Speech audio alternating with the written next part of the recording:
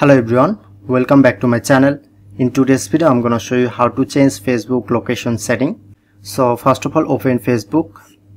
Before start the video, make sure to subscribe our channel and hit the bell icon for more update. So let's get started.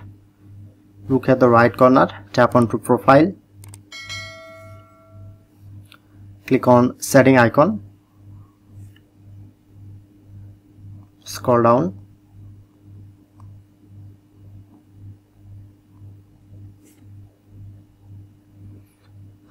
choose the second option, device permissions, finding your location, click on see more,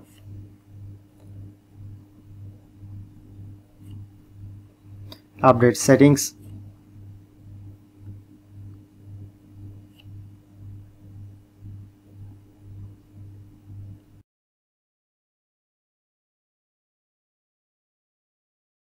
permissions,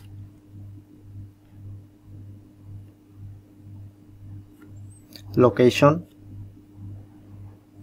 and enable allow only while using this app,